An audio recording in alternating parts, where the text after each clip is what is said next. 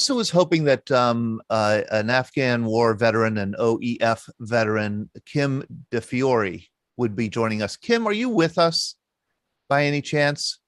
Kim DeFiore. She's authored a new book, Lessons from Thor. I wanted her to say a few words about it, and we're going to have her back on to talk more fully about it. But I also thought I'd put her on the spot maybe a little and ask her what she's thinking this day.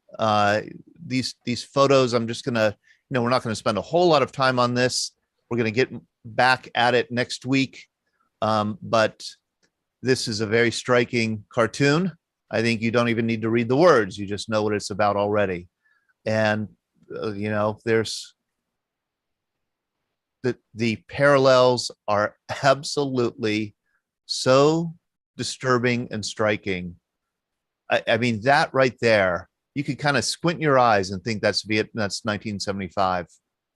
These people crowding around an airplane. I heard that a C-17 might have taken off with people on it, on the outside of it. You see people getting on a helicopter here in 1975. This is taken today or yesterday. Here's another one today or yesterday. You can see the sense of panic. There's Vietnam. I mean, geez, if you look at it in soft focus, it's really hard to tell what happened yesterday and what happened almost 50 years ago. This is last night. This is the Taliban in the streets of Kabul. This is the NVA in the streets of Saigon. This is the Taliban in an American vehicle. I imagine they have a lot of American vehicles now in Afghanistan. It's just a kind of a demoralizing day, and a day when the American flag was taken down at the embassy in Kabul. It's a sad day, and I just thought that some of our veterans might have some reflections on it on this day. Feel free to unmute yourself, raise your hand, speak out, put your hand up. Oh, yes, Rick Weber, and then Michael. Rick, why don't you unmute yourself?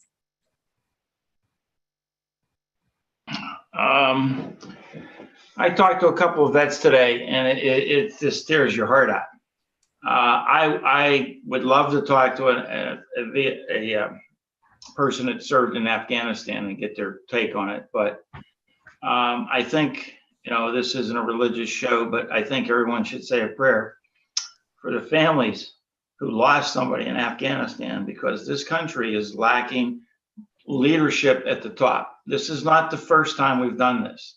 This is about the fourth time that we've abandoned people who were our friends. And it's tough. It's tough to put anyone that's been in Vietnam, Afghanistan, Iraq, and to see what's happening after we leave. It's either you go all in or you don't go. And that's what leadership, and I think this is another fact that leadership doesn't understand. I feel sorry for these people. It's hard to hear what you're saying, but it's the truth. Oh, it tears your soul out. It's hard to hear what you're saying, but it's the truth. Yeah. So that's all I have to say. I'm like I said, it's a tough day. It's a very difficult day for me. Thank you, Rick. I thank you for emailing me, because Hallmark made this a Airborne Day. I didn't know it. I wore my shirt today, Airborne shirt. I must have gotten 10 people say, "Oh, thank you." So yeah, I did wear it. I didn't know it. Hallmark must have come up with this one. I think the Airborne might have had something to do with coming up with this one. It was on this day 81 years ago, on August 16th, 1940, that 48 members of the parachute test platoon jumped out of C-33s, Douglas C-33s, not C-47s, over Fort Benning, and made the first official jump of their required 5 jumps to get those paratrooper wings. Now, my understanding is not all 48 jumped. There was one wise man who got to that door and he said, "You know what? I ain't doing it." So only 47 jumped that day, that's my understanding. But that is the beginning of the Airborne. And here is these wonderful images here of it. Really does take a special something to look at this guy saluting as he walks off backward. cool as can be. Look at that. And there's a wonderful history to airborne that maybe we'll talk about. I like that. That's probably my favorite one there. So yeah. So Rick, you think it's all Hallmark. Michael, what were you going to say about what's been happening in Afghanistan?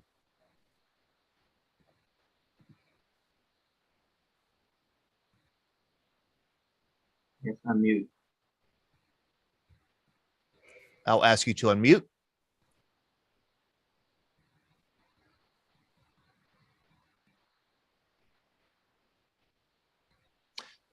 While Michael is working at that. Oh, Chris Perlo, how are you?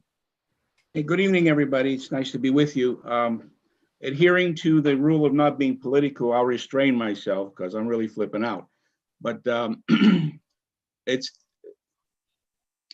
what is happening right now is very, very tragic and it's irreversible.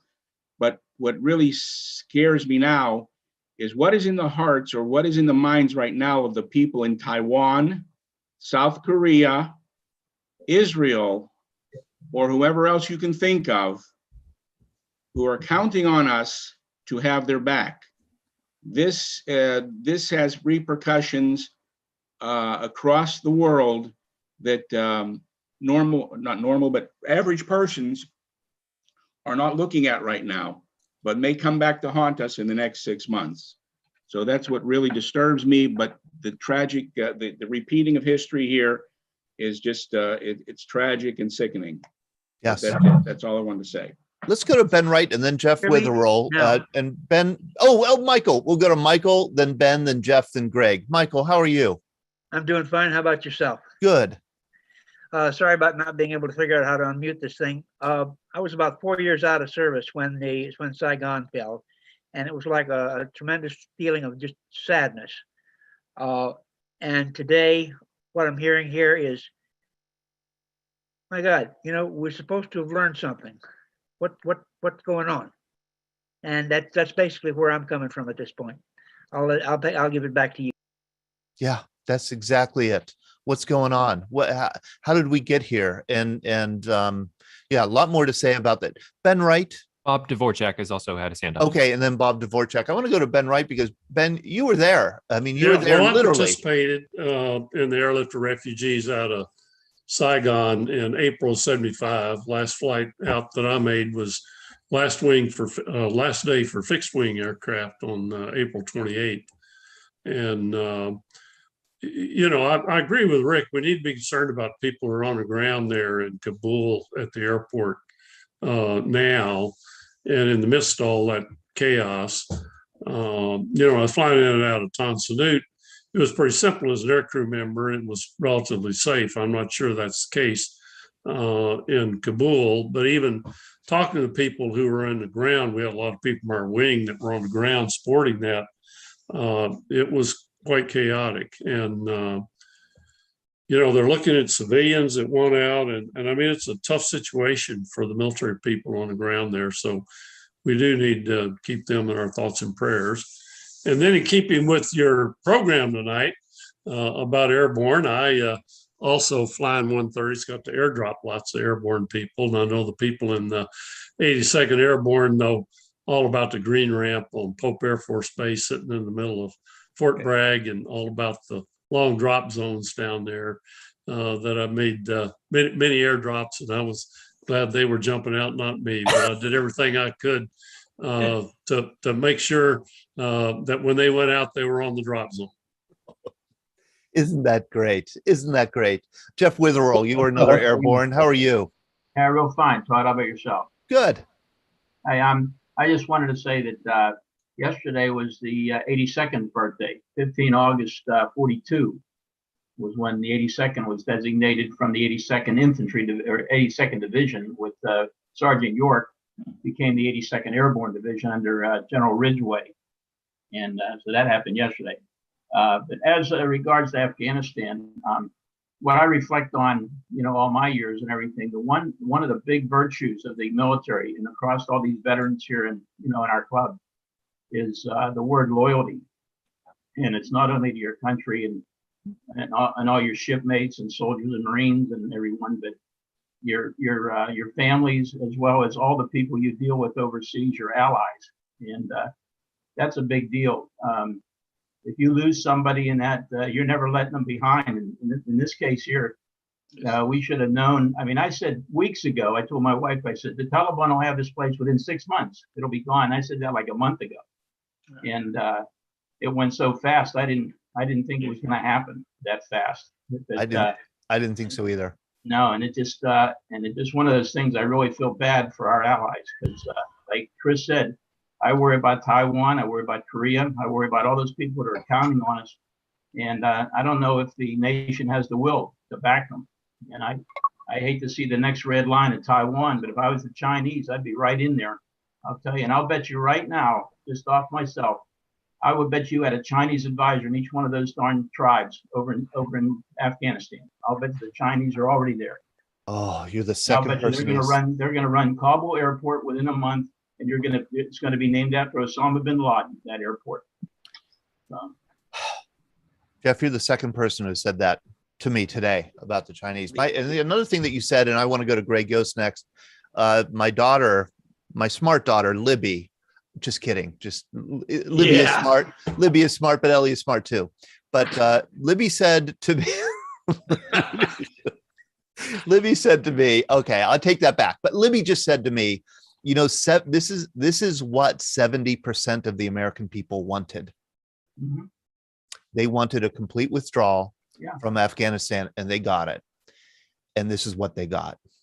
Greg Yost. If I may interject, Todd, when you withdraw, which is a difficult situation to get into, but the way you do it is, I mean, every place we've ever left and all that stuff, we've always had a changeover, transition to the next caretakers or whatever it was. You had your reviews, you had the bands, you cased the colors, you walked out the gate. And this place here, I mean, we lost seven bases in a day or two, and they just ran out the gate and just said, okay, you got it. We'll see you later. Yeah. Yep. Greg Yost. There you go.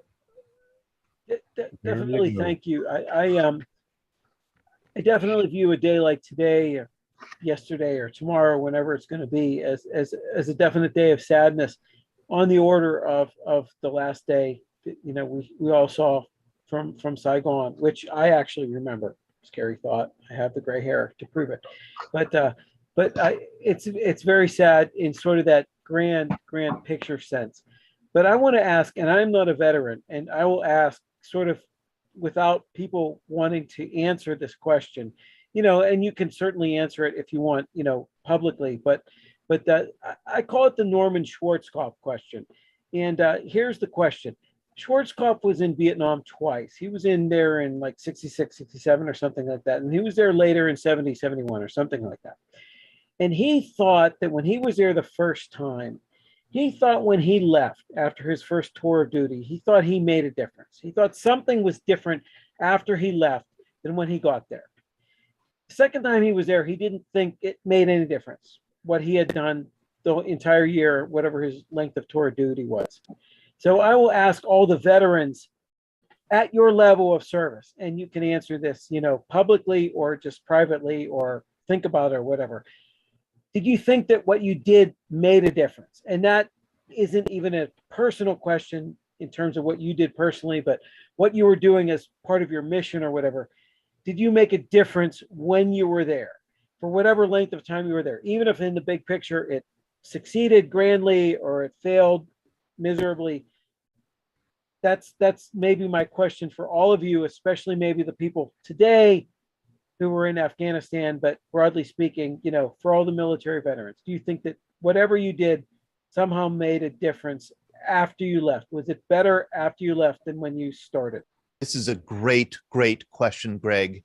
And I would imagine, and I know Steve, I saw Steve raise his hand. I want him to talk. I want Hughes Turner to talk, Pat Hughes, Larry, Don. I want to get to you, but I think about so many veterans that I've talked to. One, Kim DeFiore, who isn't joining us. I hope that she would. She said, I went to Afghanistan thinking that I was going to fight for freedom. I ended up realizing I was fighting for the people around me.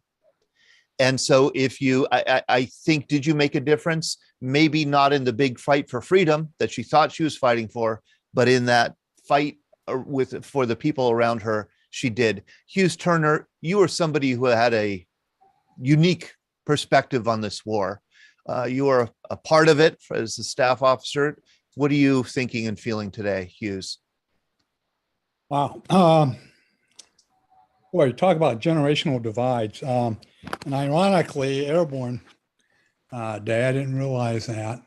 But in 1975, last week of April 1975, as a brand new lieutenant, is when I reported to Fort Benning for airborne training. And what played out every evening was the fall of Saigon and the rapid demise of the South Vietnamese Army with the onslaught of the North Vietnamese. And I recall at Fort Benning watching all this. And at the same time, we had South Vietnamese officers and Cambodian officers at Fort Benning with us in training. And I remembered at that time, these guys had no place to go back to. They had no place to go back to. And those are things that, kind of resonated with me over this past weekend, actually over the past week, as we watched the things developing in Afghanistan. Now, fast forward to Afghanistan. I remember we had that discussion about Iraqi freedom and how that was connected for me with what we were doing in Afghanistan at the time. But I was part of the first combat elements that went into Afghanistan after 9/11. And I will tell you the type of discussions we had at my level behind closed doors and very candid discussions was what was our purpose. There was no question in our mind that we felt very fortunate to have been part of the first combat elements to go into Afghanistan to get bin Laden. You get the people who precipitated the things that occurred on 9/11. And I will tell you, there were probably two schools of thoughts in terms of academic discussions we had.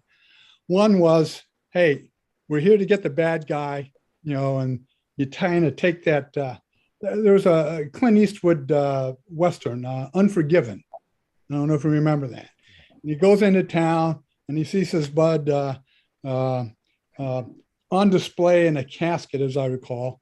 And he goes in there and kills everybody. And on his way out, he says, anybody shoots me, I'm going to kill him. And I'm going to kill your wife. And I'm going to kill all your friends. And I'm going to burn your damn house down. That's one school of thought that we had in terms of how to deal with bin Laden and why we were there in Afghanistan. There's the other school of thought, and the type of academic discussion we had was, okay, now that we're here, we do this piece. Are we also in the business of nation building? And what's associated with that? And how long would that take? So that was the type of discussions that we've had. And this has been going on for 20 years. Yeah. Fast forward to this weekend, my old sergeant major, my brigade sergeant major, contacted me. And his son is a platoon leader in the 82nd. He's on the ground now at Kabul. And we were reflecting on all this because we remember Kabul and Kandahar and Herat and Shahikot Valley, all these from 20 years ago. Yeah. Now we have a new generation, our kids. Kids, yes. Are now on the ground dealing with the mess that we've created. Now, there are probably enough rocks to throw at a lot of people. Yeah. And I'm probably of the school of thought that every POTUS, starting with Bush and Obama and Trump and Biden, have a part in all this. They all have a part in this. And I'm not one to say, well, it's because of Biden or it's because of Trump or it's because of Obama or Bush. I mean, they all had a hand in this. There's a lot of blame to go around. So, and also military commanders. I mean, there's a reason why we have a division, a separation of civilian authority over military folks. And I personally subscribe to that. But I don't know ultimately what the right answer is. I think at the end of the day, the sentiments I feel today are the same sentiments I had in 1975 when I reported to Fort Benning, just looking at, well, these poor SOBs, Yeah. they have no place to go. They helped us, and Yeah. we're doing very little to help them. Right. They've lost their country. Yeah, and that's what I'm wrestling with right now. Oh, I'm boy. sure we'll sort this out, and this will be studied for the next decades. What went right and what went wrong. But to the gentleman that asked the question about how some of us vets felt in terms of our commitment and what we contributed, I think we've evolved to the point, unlike Vietnam, where we respect the deed of the warrior, whether or not we agreed with the policy. Yeah. I certainly have tremendous respect for the warriors, and that the commitment that he or she have made in any war was out of patriotism and the need to, and the real feeling that, hey, I'm here to serve my country. And regardless of the outcome, I did what I thought I had to do and take great pride in it. Right. And in most cases, most of us, even in our small little circle, have made a difference somehow. So that's kind of where I fall out on this, and I'll shut up. Thank you so much, Hughes. Thank you. And sometimes you don't know the difference you've made until months, years, decades down the line. Larry Woods? Larry? Yeah, yesterday, Andy Niggett and I exchanged emails about this, and we copied Todd on it. And I think we both, not only heartsick, but stomachs upset and everything else. And today on Facebook and a couple of other platforms, I was able to contact some of the Iraq vets and just, commiserate and, just tell them how much we feel their pain. Yeah. And first thing this morning at breakfast, my wife looked at me and said, "You guys are going to have your work cut out for you to help these guys get through this." And I really believe that that's something that we need to do.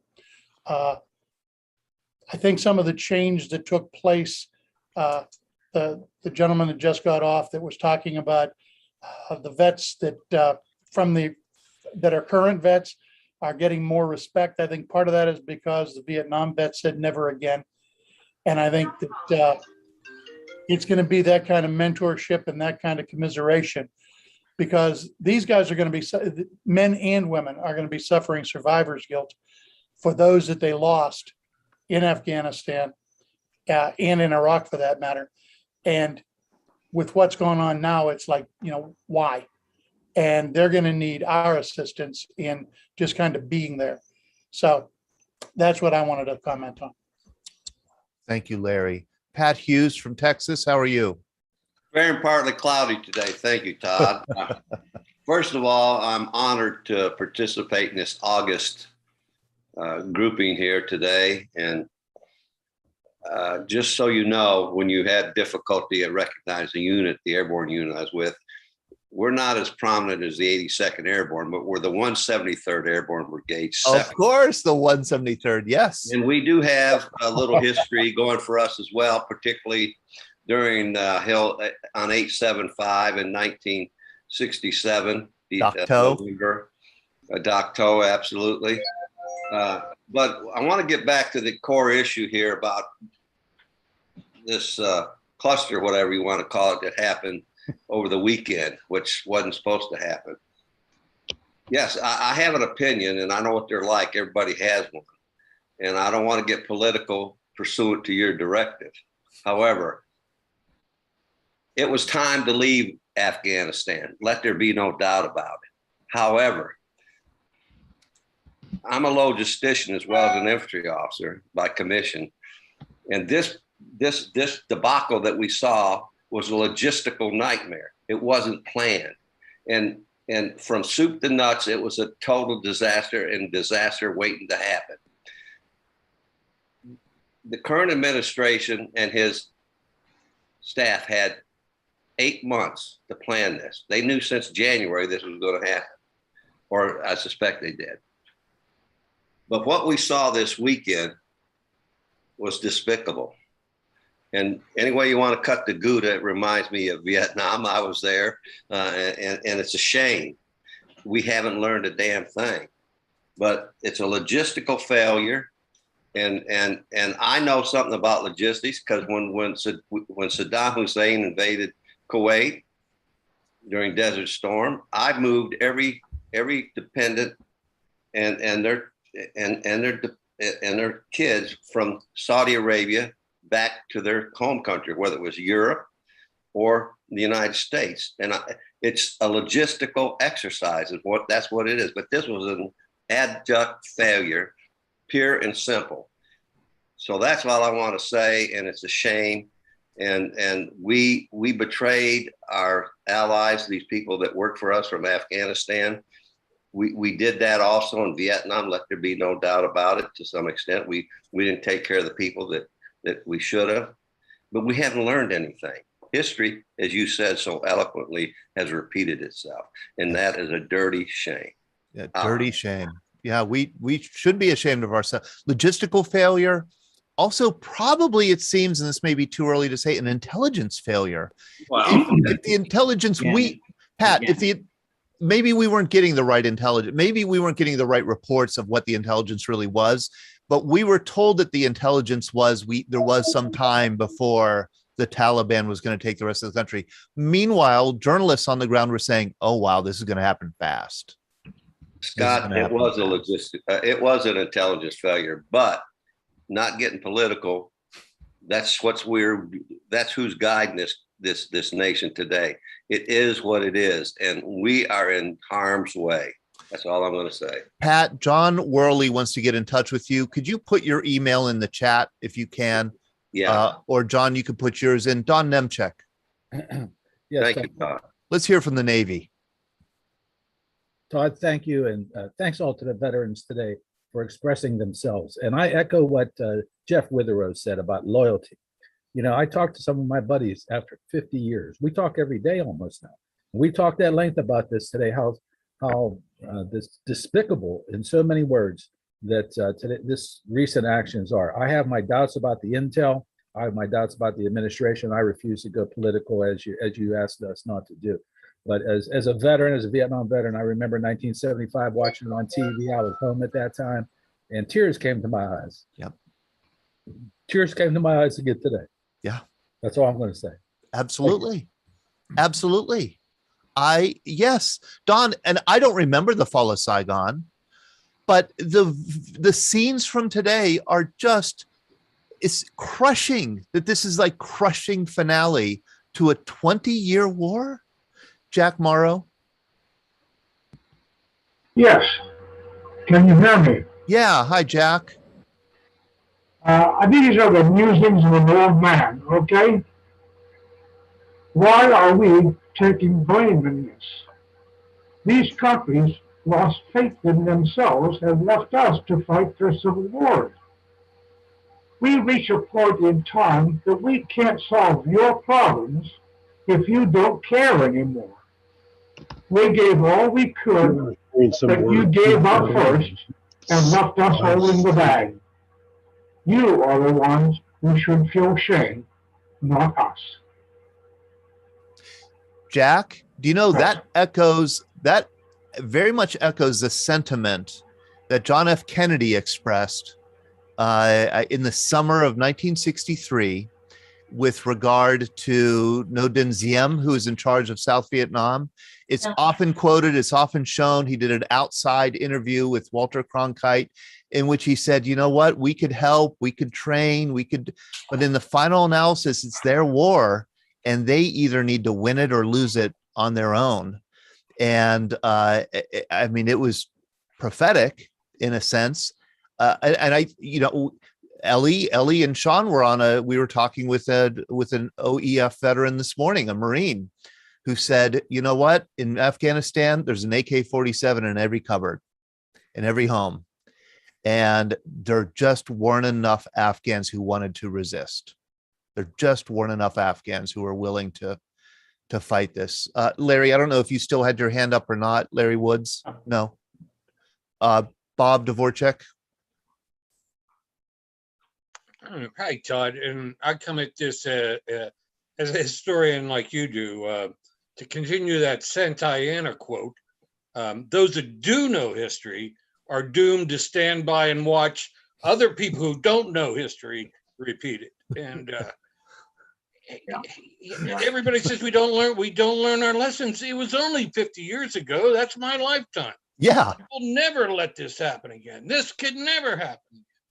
And I'll go back. I think, one, we had to go because of 9/11. Taliban controlled the country and gave harbor to Al-Qaeda. Okay, you had to take them out. That's done. Now, nation building, I'm sorry, does not work, never will work. Take it off the table. Build an army out of nothing. Give me $1 trillion in 20 years, I'll get you an army that I can't say it's going to take the hill. It's not going to do anything unless there's military leadership and somebody that inspires these people to stand up and fight for themselves. If they don't do that, then we could stay there another 20 years and spend $4 trillion. It's not going to make any difference.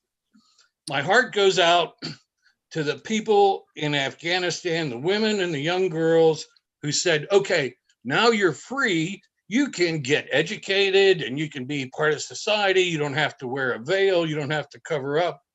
And that was good for 20 years. And now what are you going to do? Tell them to cover back up again? Yeah. We just condemned a whole bunch of people to death. And it's not right.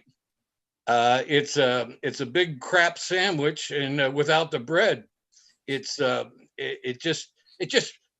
I'm enraged, but I was enraged a long time ago about what we were doing there. If we're in Afghanistan, we take down the Taliban and Al-Qaeda, and we got to get bin Laden. But before you get bin Laden, you go fight another war in Iraq. And they pulled assets out of Afghanistan to go fight in Iraq, and weakened both fronts, both postures. I mean, you could go through this as a case study in policy failure and strategic failure. And my God, the men and women who went over there to protect us, to do the best they could for America. I'm heartsick, and if, God forbid, if a family lost someone, what they're feeling now. And if you were wounded, or even if you just sweated and sacrificed. But the big difference between Saigon and Kabul is you're not blaming the American serviceman or woman for policy failures and giving them the cold shoulder when they come home. Right, exactly. Embrace Afghanistan and Iraq war veterans, and hey, start planning for a parade, because they did what they were supposed to do. They held up their end of the contract. We can't walk out on them either. I said one of the emotions that was stirred is fury, and I think you just heard it in Bob's voice. I want to go to Jim Roberts and Chris Perello, and we'll go back to Jeff also. Jim. Hi, Todd. First, thanks for doing this. I had a different experience because I was an advisor. I lived with the Vietnamese. Yes. And I talked to the other three MAT team members that you had together some months ago. And we have a couple of things. One is that if you'd have talked to us, we would have predicted this fall as quick as it was, because we having worked with the troops, I think we knew how it was going to go. Yeah. The thing that bothers me is we just said we need a parade. The two things that bothered me was, one, how we were received as veterans. It took a while for that to percolate. But the other thing that really hurt was some years after the war, listening to people say the war wasn't worth it. And what that meant was my service wasn't worth it.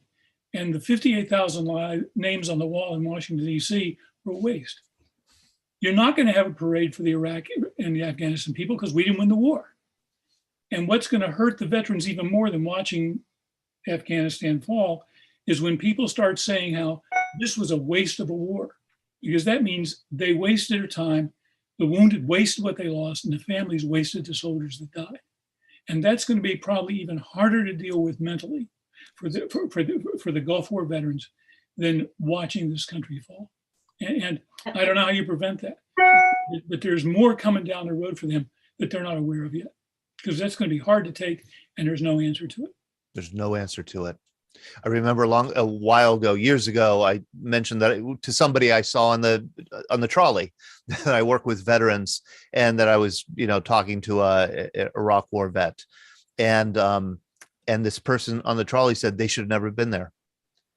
And I thought, oh gosh, I don't want to betray them, but I thought, like, I agree, but that's not the point. That's not the point. The point is, like, what did they learn? The point is to talk to these vets, to find out what their experiences have been. All right, I'm sorry, don't want to talk too much. Jeff Witherell. I was just going to, first I was going to put a shout out to Pat Hughes. The 173rd, I think, was the last mass drop in history, was in Vietnam with the 173rd Airborne. That's And right. I think they dropped the whole brigade out there. That's correct. Yeah. Before my time, unfortunately. Yeah, I think that was Junction City. I think that. Junction City. I think that was the drop. And, but I was going to say, when you asked the question about did people feel that they accomplished something, I had the opportunity as a contractor to be in Iraq, and with our system and everything, I was out there with the 4-9 infantry regiment, the 4th of the 9th regiment. And when you talked about nation building, we weren't into nation building. We were there to accomplish the mission, and that was to get the bad guys out of the villages and everything. And we didn't have to do anything for the people. We didn't have to put up houses or anything. All we had to do is get those bad guys out of there. They started coming out, getting on the street, playing soccer, opening up their businesses and everything like that. And they were happy. I mean, they were great. And we went through one village after the other and cleared them and everything like that. And then we went up to Tikrit and started working that village also, that city. And so we didn't do any nation building, but I thought we accomplished a heck of a lot. But we could see the difference in the people, and they were actually telling us where the bad guys were. They didn't want them in their villages. So at the village level, and probably the people that were in Vietnam and these other places probably could see it at the village level that you made a difference. But at the higher level, it probably didn't rub off at those, those higher administrative areas. But at the villages, I thought we were doing pretty good over there. And that was 07, 08 when I was there during the surge. So to add a piece of that, he's right, because working at the village level, we improved things, and the people appreciated that. And we got our intel thanks to what we had done. And this is a work with the with the Marines and their Patrol Their Civic Action program, and it worked for us. And I, like you said, I don't know if it went up the pipe high enough, because it worked in Vietnam and worked very successfully. The MAT team effort was really a fantastic effort. Right. And why didn't they start that? The military must have lost that, because they didn't start that 20 years ago. Right. They didn't start that kind of activity 20 years ago. And so if, the whole, just like you say, we're destined to repeat what we do. Do they study the recent wars, or do they only stop at the Peloponnesian War? I mean, I don't know. I don't know what's going on, because if you'd have talked to any field veteran, line veteran from Vietnam, they would have told you this was going to happen 10 years ago. Oh, yeah. And so where were the top brass in all this? I agree there was a political problem, but the top brass are supposed to plan for contingencies. That logistics plan should have been planned by the top brass, whether the politicians wanted it or not. What were they doing? To me, this asleep at the wheel. Brass failure in Vietnam. I mean, in the Pentagon. Chris Perolo, you were going to say something. Yes, I want to make this point, and I think you and Bob touched on it in a way. Everybody on this call and everybody who can hear this, the American service member has never failed the people of this country or the flag or the Constitution. No matter what conflict you're a part of, never have we failed to do our duty and defend this country. One of the lessons being repeated, or one of the mistakes being repeated here, one of the ghosts coming back from Vietnam is that the policymakers, the politicians, the intellectuals, you go down the list, who by Constitution, yes, are the ultimate authority. They seem to be the ones who always steer the country in the wrong direction or do not listen to the wise advice of experience. So no matter what, how young you are, from Julia, over 100 years old, to the youngest veteran of Afghanistan and Iraq, must be proud of their service and know they are not responsible for the things that we're seeing today. That's it, period. And that's a message we need to stand by. Beautifully put. And Beautifully the enemy put. wins. The enemy wins when we lose heart and confidence in the people of America to put on the uniform and continue to do the duty, no matter how ugly this thing is that we're seeing right now. You know, I want to ask Sam Stevens. I believe it was Sam Stevens. Ellie, you might be able to, or Sean, you might be able to confirm this. I believe Sam was at one point, had his hand up and had a thumbs up. And I got the sense, I don't know Sam, but I got the sense that he may have served in OEF. And if he wants to unmute himself and talk, would welcome his participation. Does anybody else want to chime in on this? Rick Weber. Rick Weber. Am I unmuted? Yep. Okay.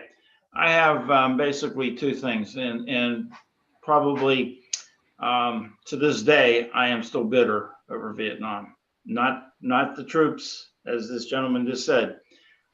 These young 18, 19-year-old kids performed magnificently.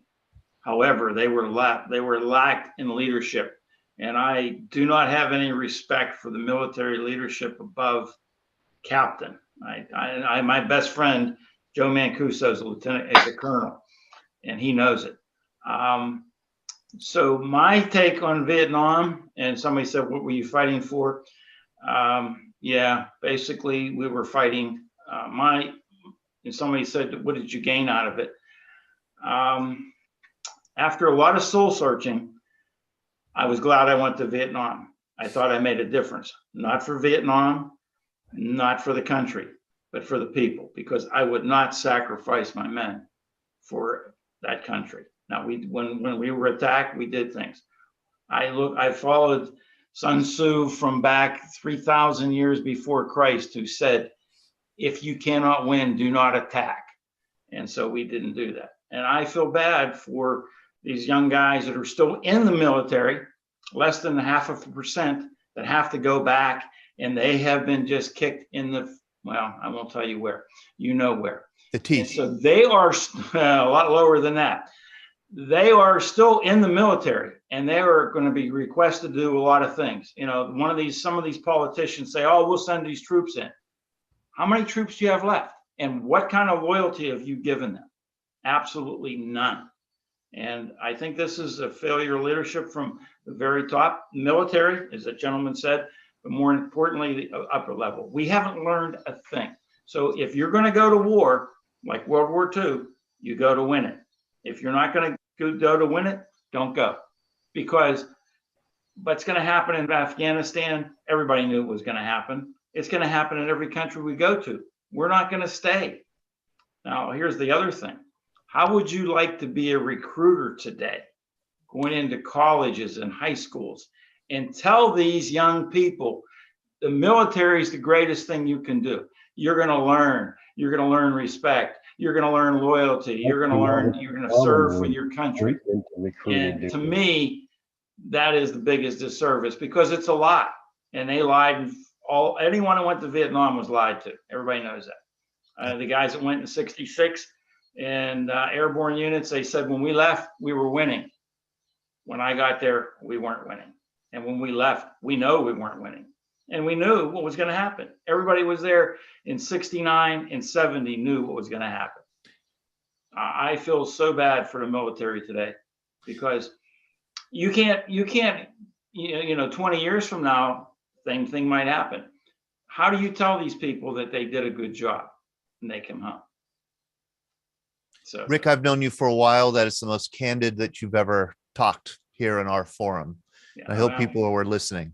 I just think it's a shame. The military, you're asking people to go put their lives on the line to defend not only the flag, the country, for people they don't know and don't want you there to begin with, most of them. And yet, when you do that, then after a while, you get to learn these people, these customs. I have the utmost respect for the Montagnard people. They were the most terrific people I've ever worked with. I didn't work with MACV, so I can't say that. But those people would take you into their house their families would give you food that your kids wouldn't even eat. And to leave these people is wrong. It's absolutely wrong. I like I said, I have, just like that guy's tears. I am upset. And I don't have anybody upset with. I mean, I know who I'm upset with, but there's nothing you can do about it. You know? And I'm sorry, I don't mean to laugh at your words. I'm No, I laughing understand. I understand. No, you don't, because I'm laughing at the chat here in the Zoom. You said that you didn't trust anybody over captain. Pat Hughes said he didn't trust anybody over major because he was a major. Okay, and I want to remind like people. I said, okay, well, I they want to don't have any remind. command. Majors don't have any command. Okay. Right. Yeah, major Right. team command. We've got a lieutenant colonel right here. We have a colonel, full bird colonel. Hughes Turner. You know, but don't forget, back then they weren't that rank. Okay. Yeah, but they're politicians. You hear that, Hughes? Okay, so basically, We've got when Jeff I was- Witherall. Jeff, you I are. love Jeff. Jeff is a good friend of mine. I was only a lieutenant colonel, but okay. Yeah, but Jeff's a good guy. Okay. And I just want to say this to you, Jeff. Teddy's getting in the Hall of Fame. Oh, that's great. That's great. Yeah, he was a heck of a guy. I'll tell you. He Okay, so great guy and great center linebacker. I'll tell you. So anyway, All I right. like I said, I'm sorry I got upset, but you know, like I said, this. Oh no, this is Rick, this is wonderful. terrible. This is a wonderful conversation, a much needed conversation. I know that we plan to continue it. I want to go to Greg and Jeff, but I want to also say, I'm looking at the clock. It's about almost 8:15. Next week, Sean and I were talking. We thought we would continue this conversation and really try and reach out to veterans who served in Afghanistan to hear what they have to say about this. It's one thing for us to feel what we're feeling and think what we're thinking. Boy, I cannot imagine what it must be like to have served, to have a family member served, to have been wounded, to be a Gold Star family member of somebody who served. What are you thinking now? Greg Yost? Wow. Okay. I'm the theoretician here, so I hate to sort of go big or go deep or whatever, but I'm going to make two broad points. One is a theoretical argument about the United States, and it has been observed by many sociologists, whatever, that one of the most democratic institutions in the entire United States is the United States Army. And that is, you're talking about, you're dragging people in from all parts of the United States, from all classes, and you put them together and you accomplish your mission. Unlike the Navy, where it's sort of the captain is the ship, right? So there's that one deal there. And it has been observed that the people who actually run the United States Army are actually the sergeants. They're not, okay, I see a couple of head shakes here. That's actually really cool. Even from officers, they will sit there and say, when like the people who are drafted and they rise to the rank of sergeant or whatever, they've been in long enough and they've accomplished a certain amount of competence or whatever.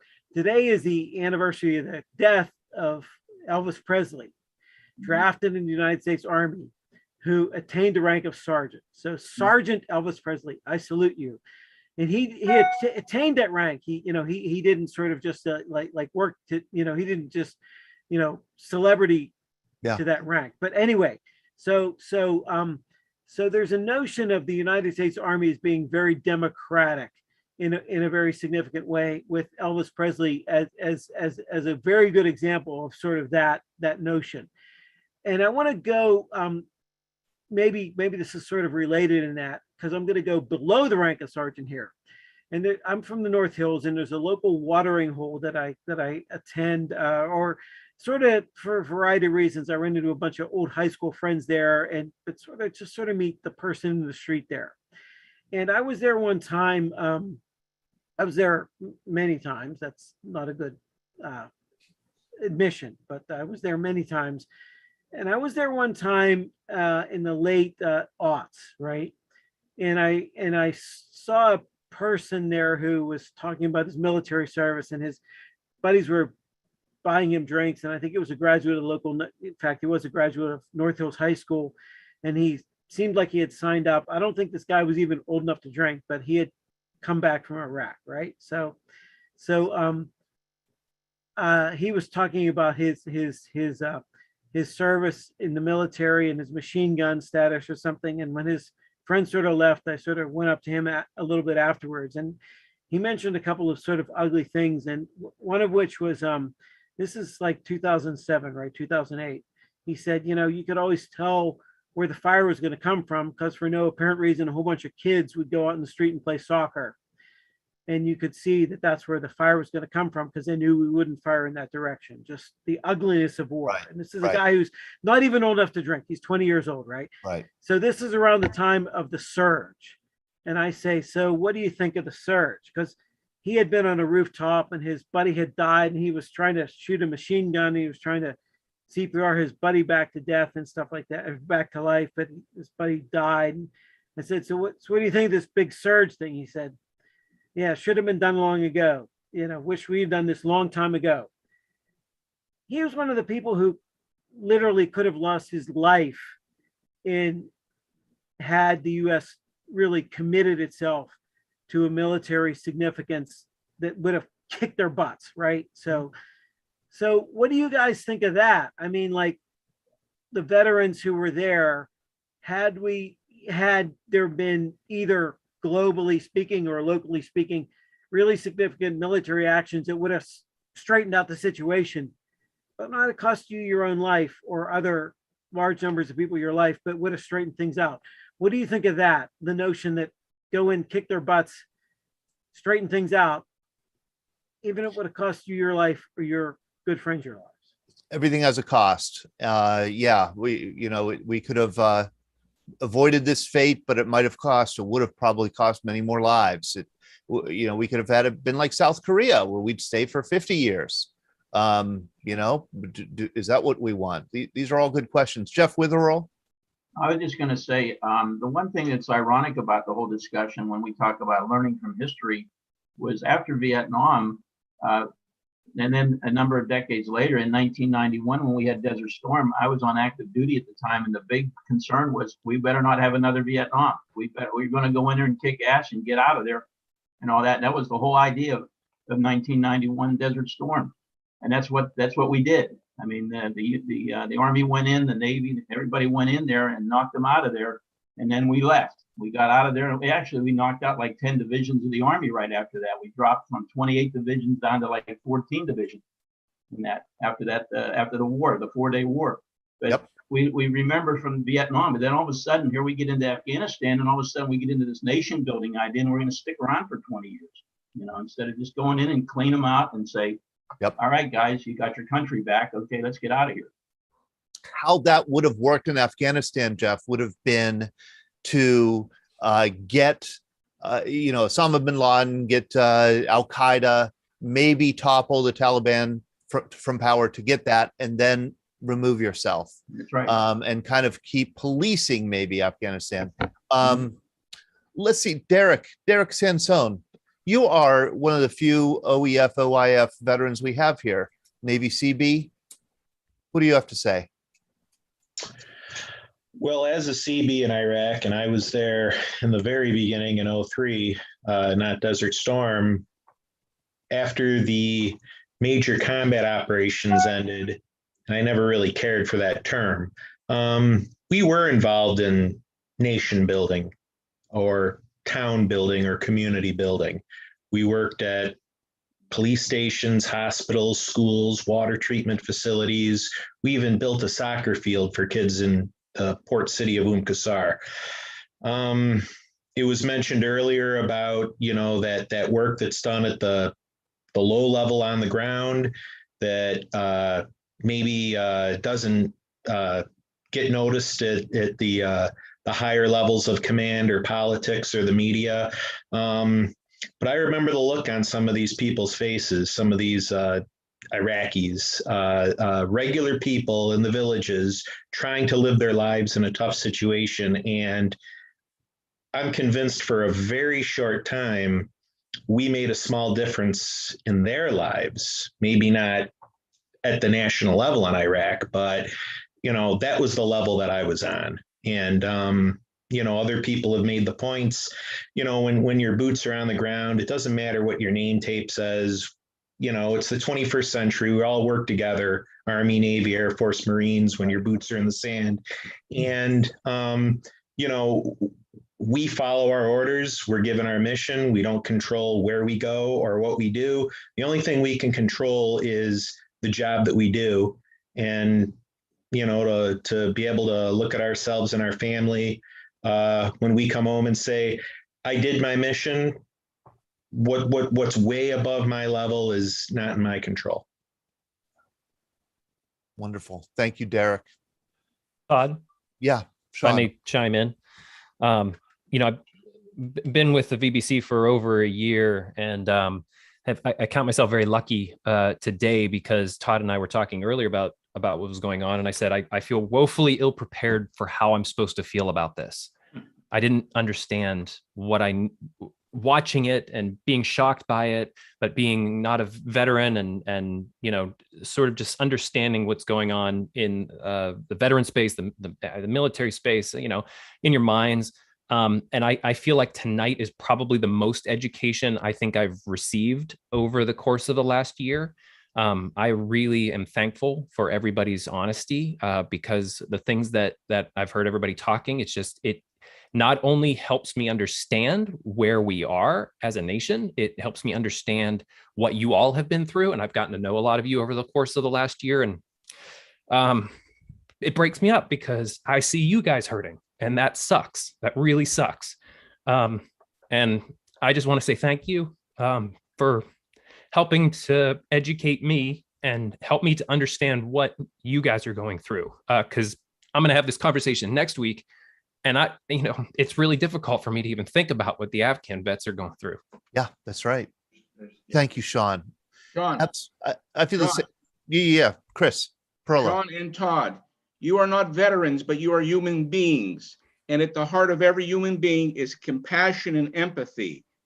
And therefore, you have the essential element of every American service member to be compassionate and empathetic. Otherwise, how do we go across the sea to help other people without those elements? So yes, you don't have the uniform, but you can feel the heartbreak and the emotion of what we are witnessing. So don't sell yourself short. You're absolutely where you need to be. It's heartbreak. That's the first word that came to me. I felt heartbroken when I saw those images last night. And here's the other thing I thought. We as Americans have short memories. When a week from now, you might have half the country or more not even thinking about this at all. This is going to be off the front pages. We're going to move on to something else. There'll be the recriminations. And most of the country will go through the rest of their lives without thinking much about it, except those who served in this era. And that is going to be with them the rest of their lives, just like it's with so many of you who served in Vietnam or in the Vietnam era. It's still with you today, over 50 years later. The emotion of Rick Weber talking about his service, or of Pat Hughes or Jim Roberts. It's just striking to me how this is something that sticks with you. And I think that's what, Sean, I think that's what you're kind of getting at. And this is what I've been learning too, working with veterans, is you have the veterans experiencing the world and everyday life, and then you have the rest of us experiencing the world and everyday life. And sometimes they come together and sometimes they're very different. Well, I was saying to Ellie here in the chat that the conversation that we are having is so important for just for people that aren't here. And I would love for us, VBC, to reach out to those who spoke tonight and ask for permission to be able to create something that helps to educate the non-veterans who come to VBC and are looking for some level of answers, because I think the wisdom that has been shared tonight really gives clarity to what we should be feeling. And my only regret is that we've said nothing about airborne.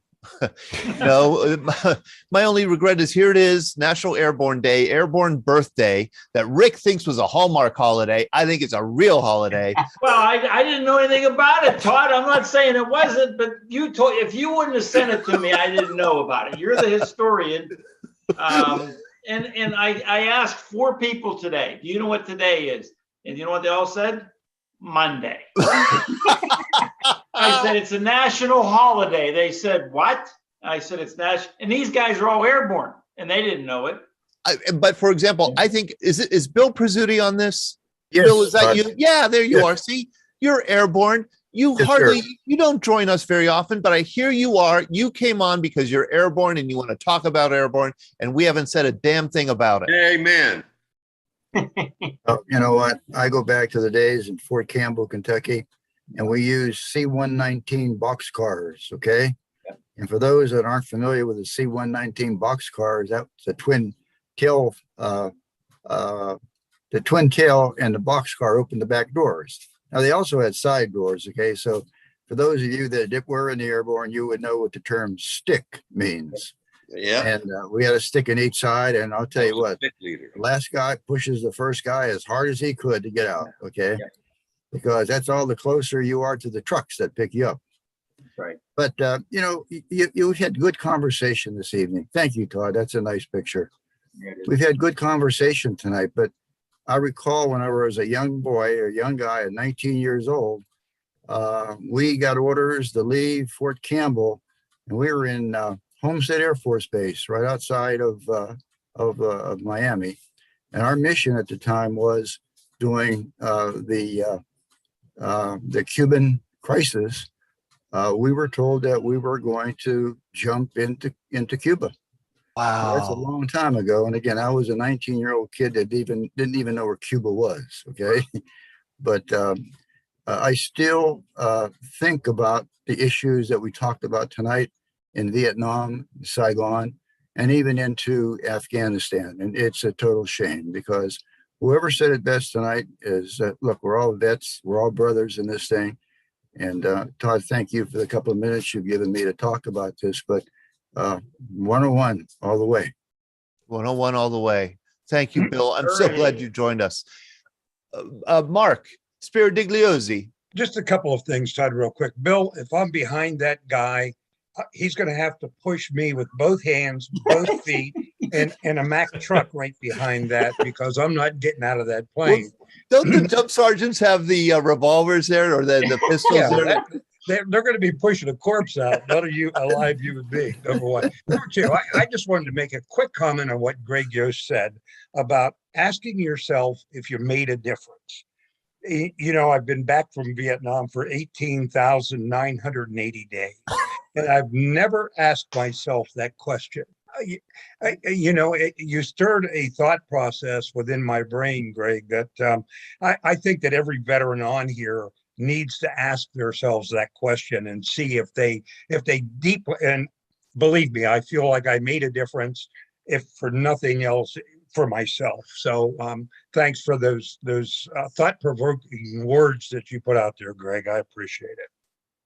Oh man, this is so great. Greg, what were you going to say? What do you have to say to respond? Basically the same thing that you know, in the grand scope, I am not a veteran, but when I look in the grand scope of things, I look at all of you who were veterans, who are veterans, and say that, you know, somehow in the great scope, somehow I'm going to say that my ability to sit here in front of this Zoom camera with this fake background of the beach here somehow is some grand part. And I don't want to say that, you know, had you not done this, it would have been different, but each one of you in a small way contributed in some small way to this great picture that we're all appreciating. I was at a public library one time and I was talking with a Korean War veteran who was an infantryman who, I didn't like this guy, but nonetheless, I started to come to like him.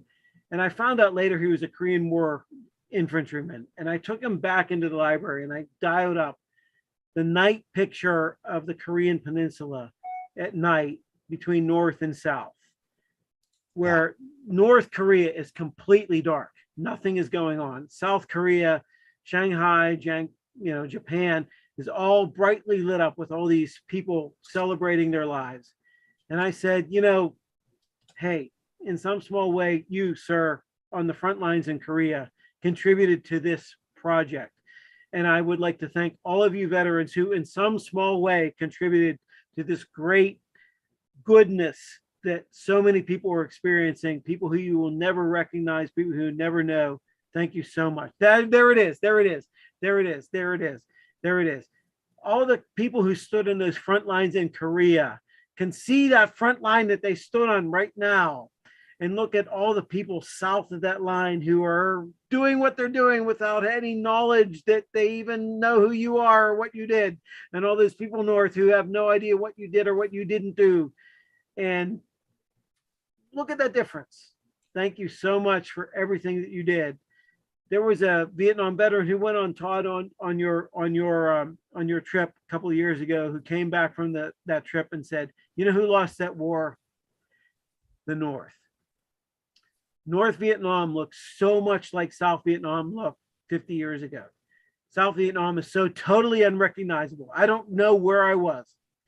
North Vietnam is like a time machine. It's a time warp. They lost the war. All those people who stood there in South Vietnam, many of you on this call, somehow that world in South Vietnam is so different today than what it was. Yeah. Thank you. And I want to go to Deborah, but it's kind of like being a teacher. You never know what impact you made. Often you don't know until years later. You'll run into a student 20 years later and they'll say, you said this in class and it really made a difference to me. You'll never quite know the impact you had or the difference you made, but you did make a difference. Deborah. Thank you, Todd. I appreciated early on when you showed those side-by-side images of Vietnam, Saigon, and today. And I wanted to say there's another image out there that I mentioned, that I saw today, and it's of the World Trade Center, the tower, and the bodies falling off of the tower. We went into Afghanistan to get bin Laden. So it was about 9/11. That's what we started with. Well, today, that C-130 flew 600 Afghanis out of the country, but people were hanging on to it. I mean, they showed images of the inside packed with people, just heads is all you could see. And people were hanging on to it when it took off. And then, there were 2 bodies that fell. So you put those 2 images side by side as bookend, the beginning and the end. And it's just, it leaves me, I don't know if you're going to object to this, everybody, but it leaves me with a feeling of shame just for the world to see that and to say, America, you don't keep your promises. When our people worked so hard to side by side fighting with those Afghan soldiers, we didn't want to leave them.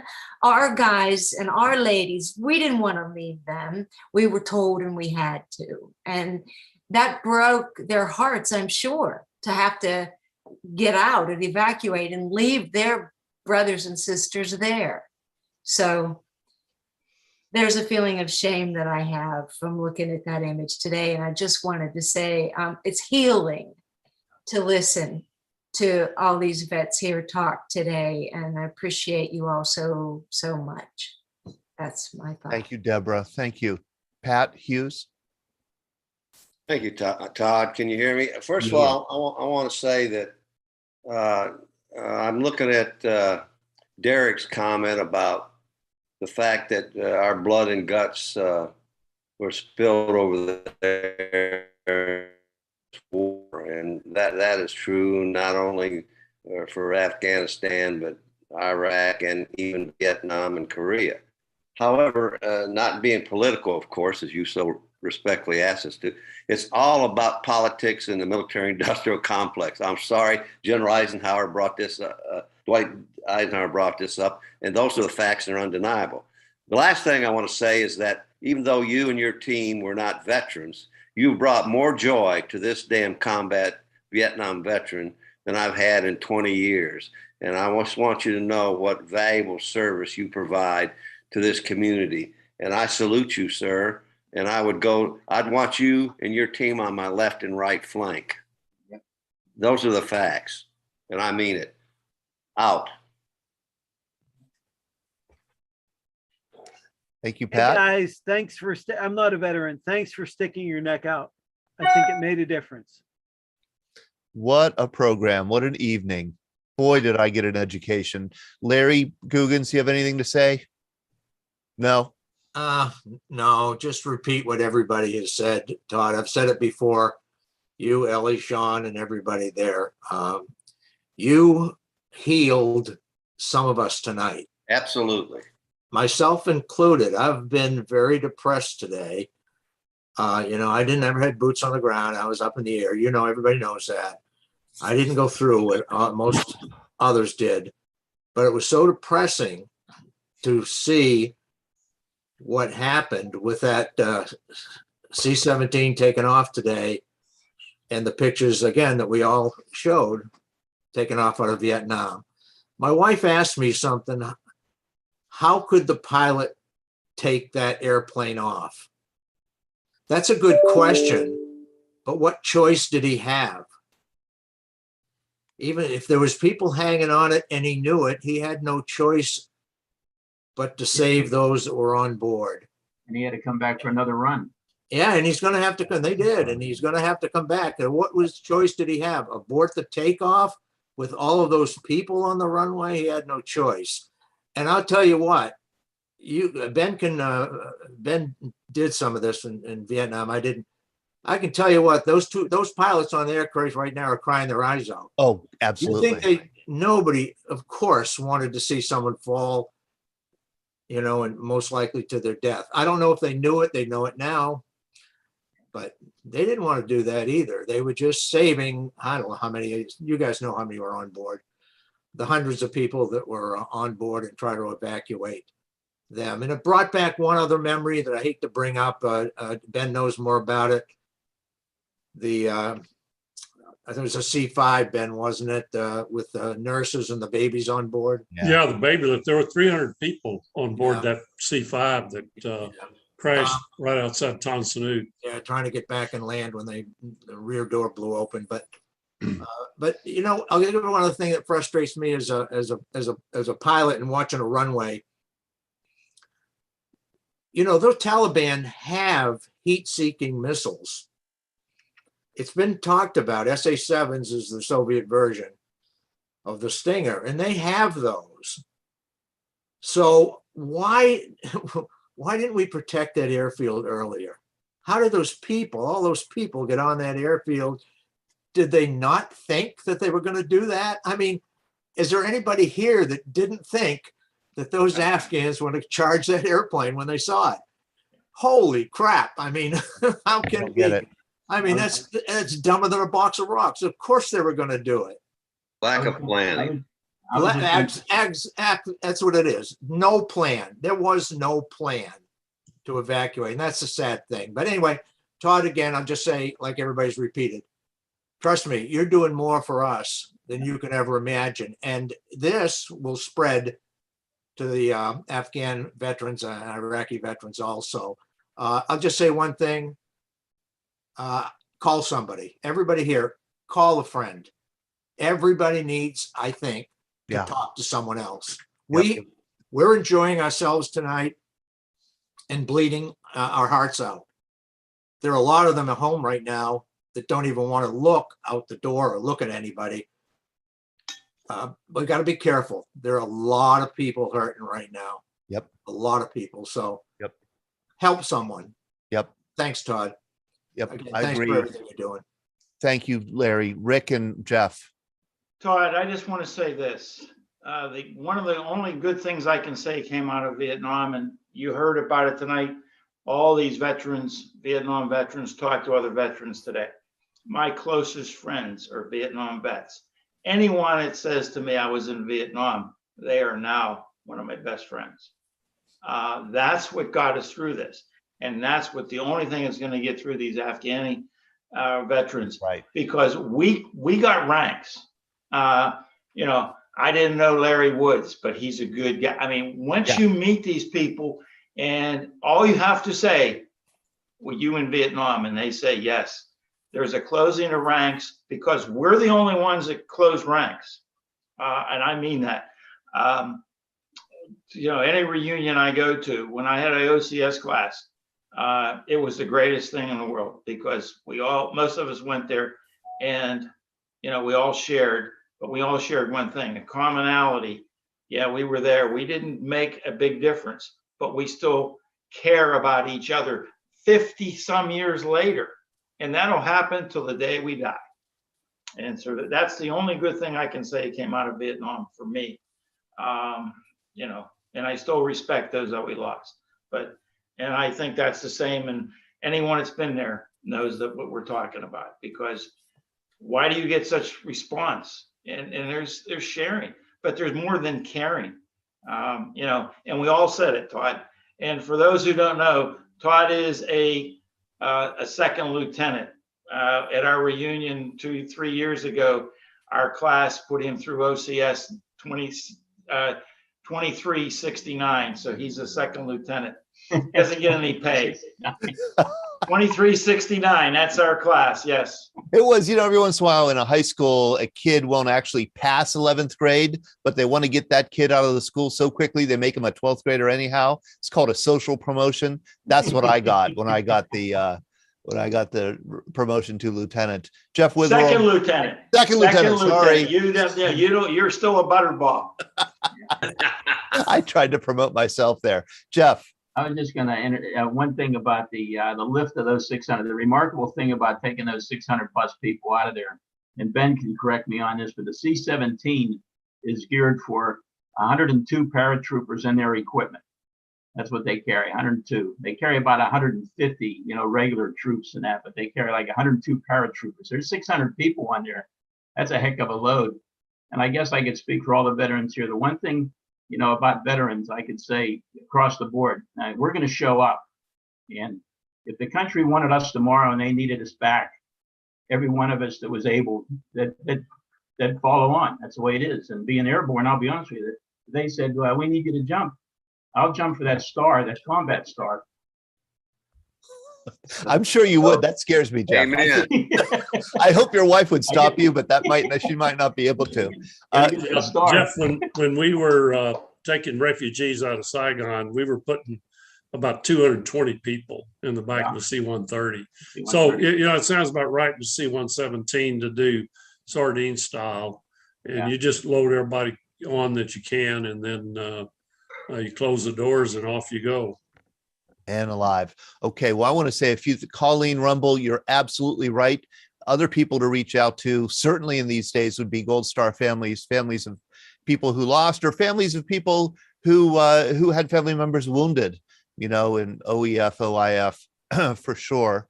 I want to also say, I want to thank Caleb Craig here. Caleb, you were here this whole conversation. You're a young man. You're not a veteran. You're just like me. And I admire that you would stick with this group as they were expressing themselves. And I'm sure you were getting an education just like we were. So thank you, Caleb, very much. I want to apologize also to Connor Ritchie. I know he had to drop off. I promised I would get to him. We weren't able to get to him. And then I'm going to finally leave you. Oh, first, and then second to last, we do have an in-person breakfast this Saturday on August 21st at Christ Church at Grove Farm, which is on Duff Road, right off Mount Nebo Road, which is right off I-79 here north of Pittsburgh. Would love to have you come. Even if you don't live in Pittsburgh, Mark Spiridigliosi, you should drive all the way to Pittsburgh just to attend the breakfast. It'll be a good time. 8:30 a.m. I know Rick Weber will be there. And follow the flags, Todd. Tell them to follow the flags. Follow the flags up to the event barn. The event barn at Christ Church at Grove Farm. It's a great space. Rick has helped to get us that space, so we're going to have a good in-person event. And then finally, I want to leave you with one happy sergeant who received his sergeant stripes and was very, very, I think as Greg Yo said, very proud of being a 3-stripe sergeant. I think he eventually got a rocker underneath with the 3rd Armored Division, the Spearhead Division there. Right, you can see right there he is. Oh, that stripe, it meant a lot to him, and I admire that. I admire that it really did. His Army experience did mean something to him. He did. He felt he got something out of it. All right, guys. Thank you all. Have a good night, and have good weeks. Okay.